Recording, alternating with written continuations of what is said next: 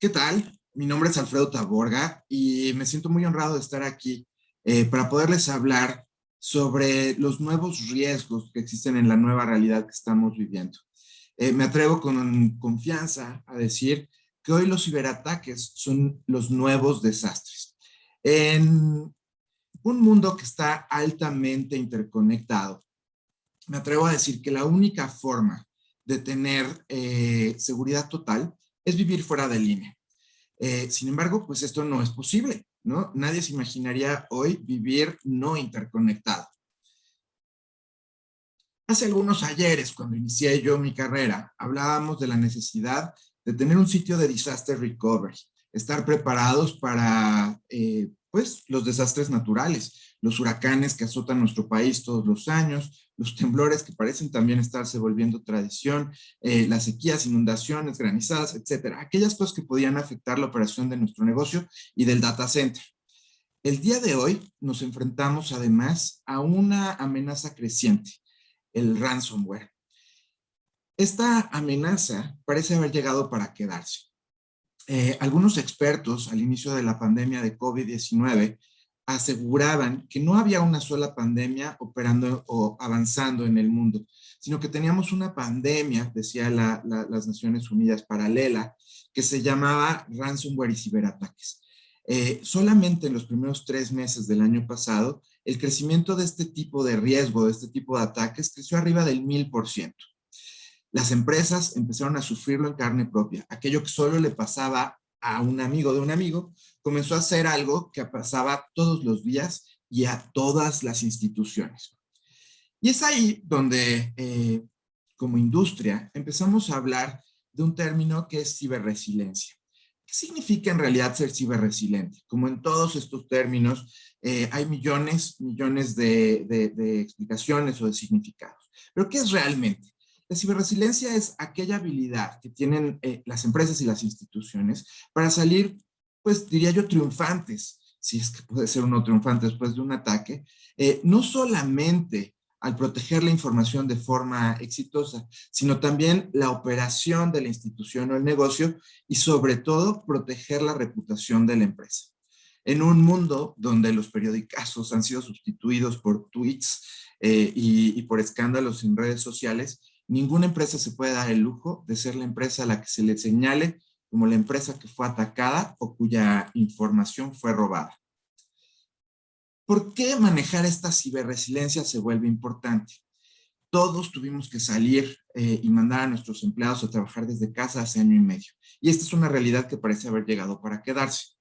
Las nuevas tecnologías también significan nuevas amenazas. El incremento de ataques de ransomware sucede día a día.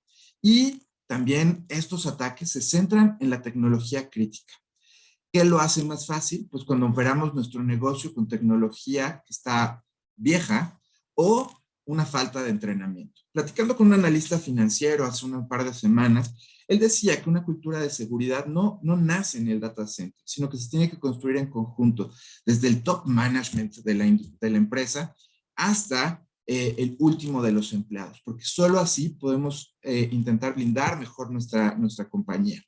Es decir, el trabajo en conjunto con las áreas de comunicaciones, recursos humanos, se vuelve clave para darle a la empresa cierta certidumbre y poder evitar cosas que son muy comunes, ¿no? Él contaba el caso de una planta manufacturera que fue a visitar, donde estaban hablando sobre los retos de seguridad que habían enfrentado y cómo a la hora de ir caminando entre los operarios, pues sí, todo el mundo había recibido entrenamientos de seguridad, bla, bla, bla, pero aún se veían los famosos post-its pegados sobre la pantalla del operario, ¿no? Entonces, así de fácil puede ser obtener la información para intervenir o afectar a una empresa. El World Economic Forum habla de que los ciberataques se han vuelto una de las principales 10 amenazas que sufren las empresas. Esto ya alcanzó los niveles que tienen el cambio climático, los desastres naturales. Es decir, no estamos hablando de algo que es casual o pasajero. Forbes, en una edición del año pasado, decía que el secuestro de datos va a afectar a las empresas cada 11 segundos a partir de inicios de este año. Es decir, esto es súper importante porque la pregunta ya no es si voy a ser atacado, sino cuándo voy a ser atacado. El costo de recuperarse de un ataque puede ser altísimo.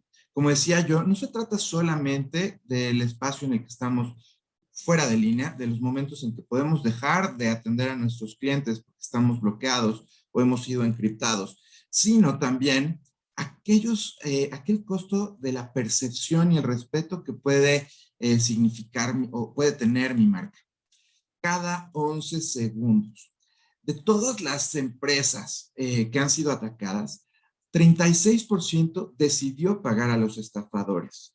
Pero ¿qué creen? Solamente 17% recibió su información de regreso. Este es un mapa alarmante. Si se fijan, en el resto del mundo, principalmente en los Estados Unidos y Canadá, las empresas que han reportado ser afectadas son de hasta el 69%. En América Latina no estamos muy por atrás. Tenemos el 61% que se compara con las tasas en África y pues está solamente un par de puntos por encima de lo que sucede en China y en Rusia o la Unión Europea. ¿Cuáles son esos riesgos cibernéticos con los que nos podemos topar hoy simplemente por estar operando desde una computadora?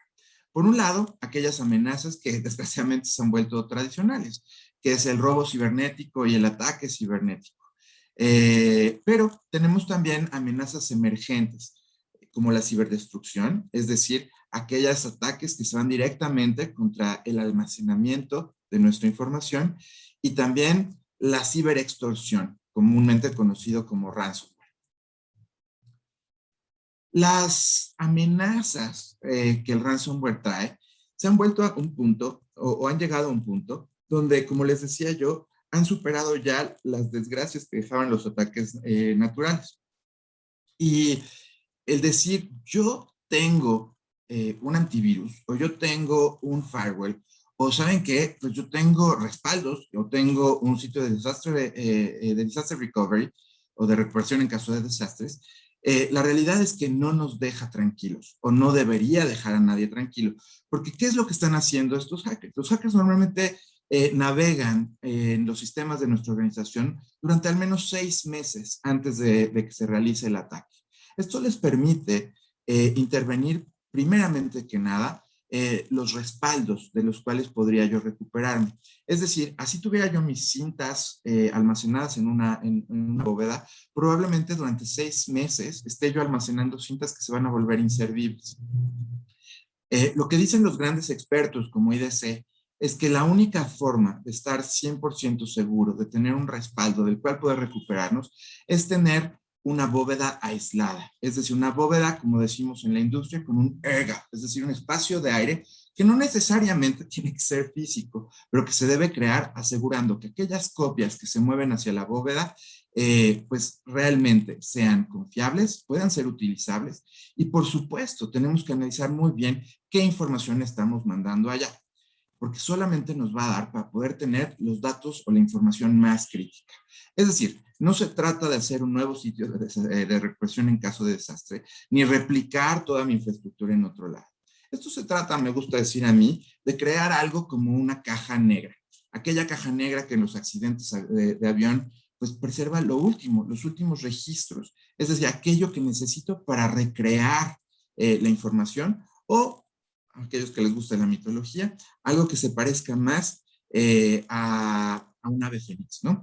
¿Qué necesito para poder renacer de las cenizas una vez que he sido bloqueado o he sido encriptado?